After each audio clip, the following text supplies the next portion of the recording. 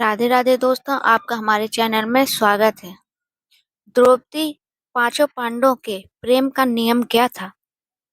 आज इस विषय पर चर्चा करेंगे। महाभारत की कथा में द्रौपदी का जीवन जितना अद्भुत है, उतना ही जटिल भी। द्रौपदी, जिन्हें पंचाली भी कहा जाता है, राजा द्रुपद की पुत्री थी। उनका जन्म यज्ञ की अग्नि से हुआ था, इसलिए वे अलौकिक सौंदर्य और तेज से युक्त थी। जब उनका स्वयंवर हुआ तो अनेक राजाओं ने भाग लिया, लेकिन अर्जुन ने मत्स्य भेद का द्रौपदी का हाथ जीत लिया। जब अर्जुन द्रौपदी को लेकर अपने आश्रम पहुंचे तो उन्होंने माता कुंती से कहा, माँ, देखो हम क्या लाए हैं। कुंती ने बिना देखे ही कह दिया, जो भी लाए हो आपस में बांट लो। माँ के वचन धर्म माने जाते थे, इसलिए पांचों पांडवों ने द्रौपदी को अपनी पत्नी के रूप में स्वीकार किया। यह एक असाधारण विवाह था, जो उस समय भी समाज के लिए आश्चर्य का विषय था।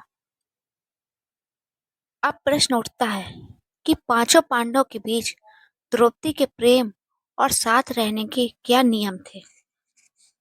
सबसे पहला नियम था समय का विभाजन।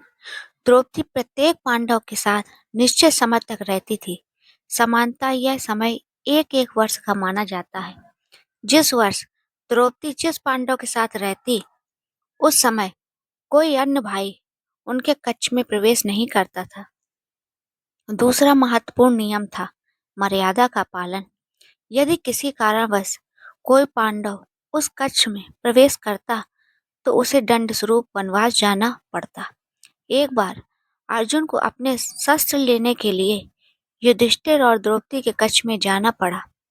नियम भंग हुआ, इसलिए अर्जुन ने स्वयं 12 वर्ष का वनवास स्वीकार किया।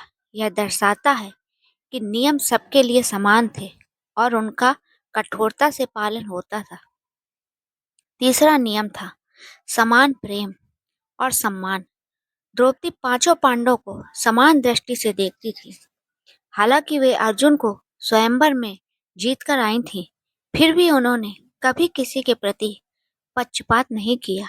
वे धर्मराज युधिष्ठिर का आदर करती, भीम की शक्ति का सम्मान करती, अर्जुन से स्नेह रखती, नकुल और सहदेव को भी समान प्रेम देती।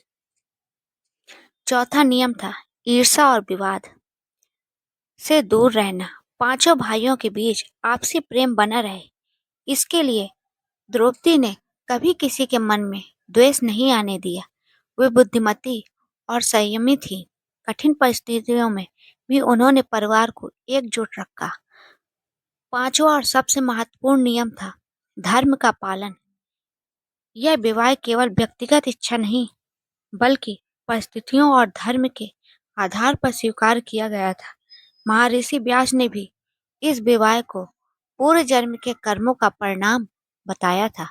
कहा जाता है कि पूर्व जन्म में द्रौपदी ने भगवान शिव से 5 गुणों वाले पति की कामना की थी, इसलिए उन्हें 5 पति मिले।